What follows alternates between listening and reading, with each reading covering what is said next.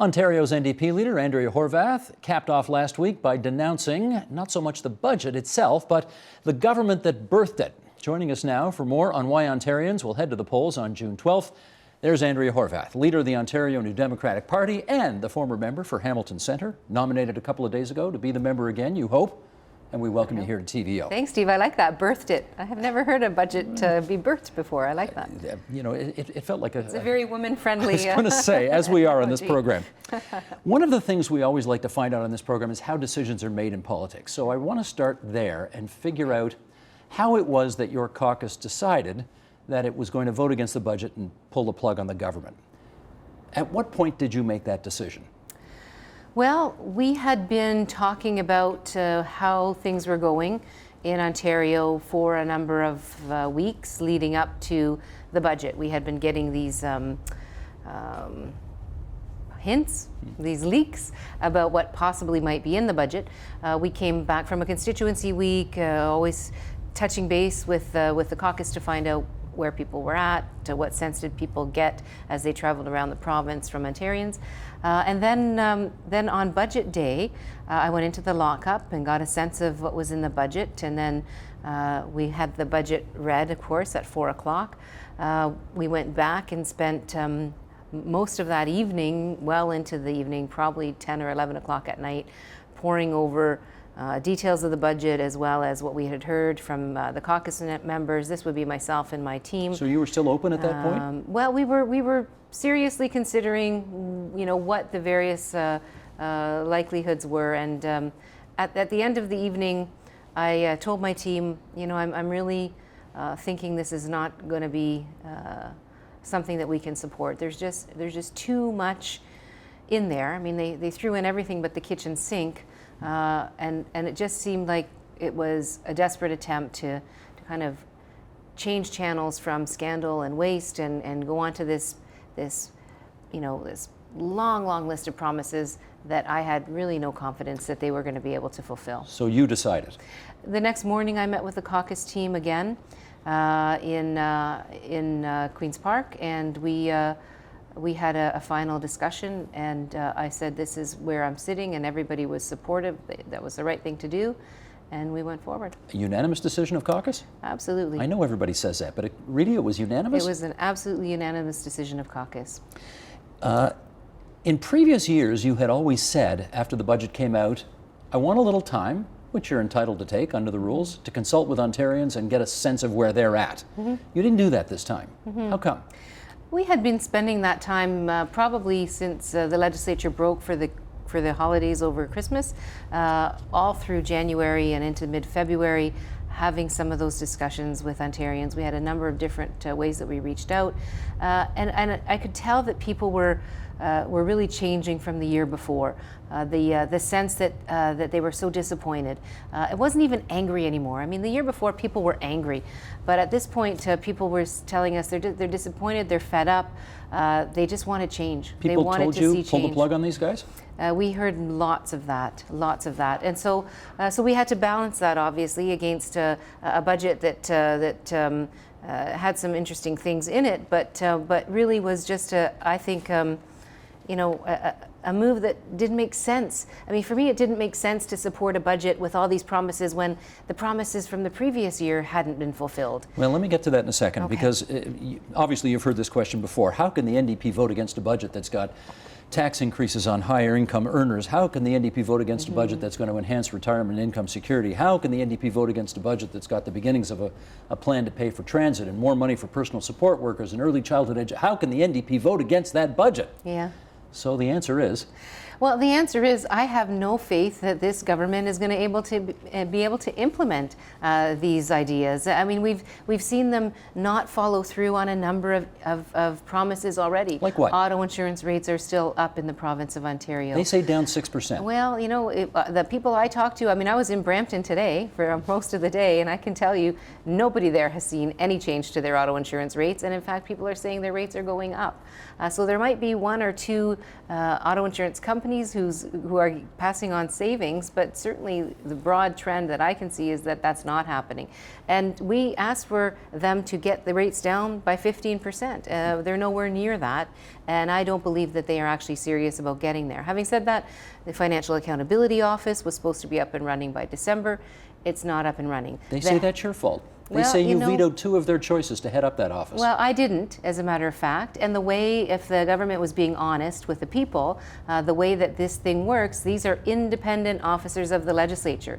It's not up to one political party, whether the government or not, to appoint the person. They have to be a person that has the trust of all 3 parties because they have a nonpartisan role and they have to be completely unbiased. And so that's why we have a structure that requires all 3 parties to agree. The Liberals were the only ones. And there weren't 2 candidates. There was one. Who was the name? I'm not going to disclose that. That's confidential, process. But there was only one candidate at the end of the day. There was one who wanted the position, who was considering it, but because the Liberals refused to put together a budget, refused to identify what kind of resources this very bright and capable person would have had at their disposal to fulfill this job, the person walked away because they didn't feel that there was a serious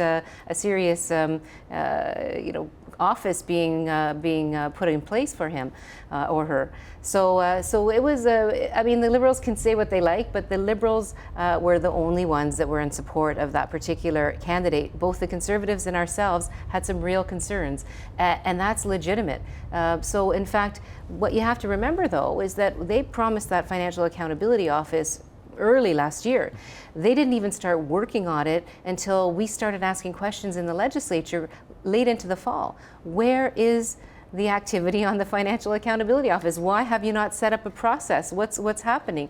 And because of embarrassment that they had just let this thing slide, they all of a sudden scrambled to try to get something done, and then they tried to push it down our throats basically because they were worried about the politics. Well, you know what? It shouldn't be about the politics. This is an important office that's going to help to stop scandals from happening in the future here in Ontario. We have to make sure we have a candidate that all parties could be comfortable with.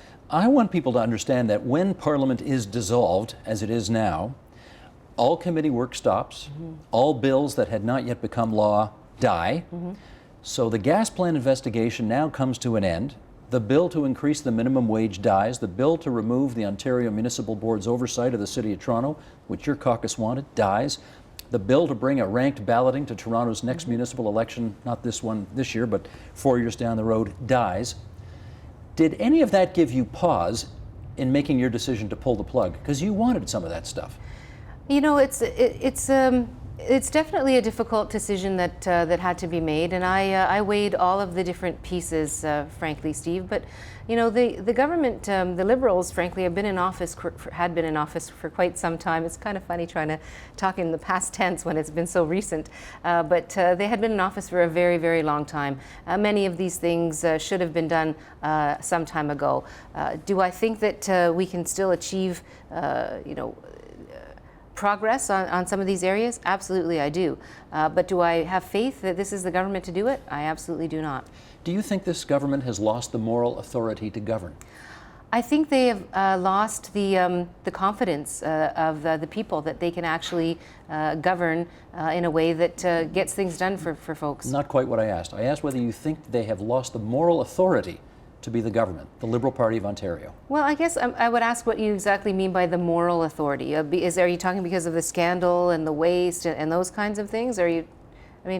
Look, these are things that have certainly been problematic, and we have been very diligent in trying to get the information, the answers, and I have to say it's disheartening when the same pattern of keeping information away from the public has continued with some of the things we're learning about a big infrastructure project down in Windsor, the Windsor Parkway. We're quite concerned about the government not coming clean with the public about some of the problems they were having there. Okay. So when you see the same pattern of keeping the facts from the public, of not telling the truth about what's happening on these projects, you wonder what exactly is the priority of the Liberals? Okay. Is it to stay elected? Is it to stay in power?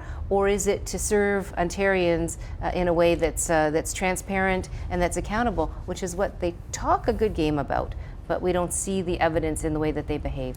One of the reasons I ask is because the man who represents all of Labour in Ontario, Sid Ryan, Ontario Federation of Labour, said you should have supported the budget.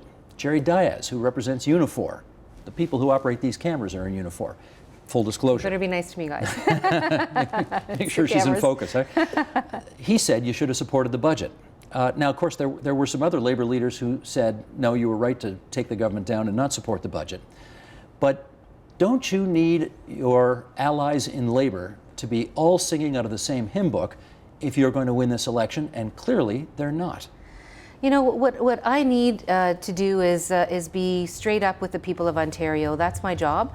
I think that what people want is a government that makes sense to them, a government that takes their priorities seriously, and that works hard on the things that they're concerned about. I think we've shown that New Democrats are exactly that type of party. And you know, Mr. Ryan and Mr. Diaz, they're welcome to their opinion. But I have to say to you, I have to listen to all of Ontario and get a sense of where people are at across this province, and the you know, the way that this government has behaved, and their you know, I have to say, when it comes to something that is important to Liberals, it seems like a decision can be made very quickly. Talking about the gas plant decision, frankly. But when it's something that matters to Ontarians, it seems like it takes an awful long time to get something done.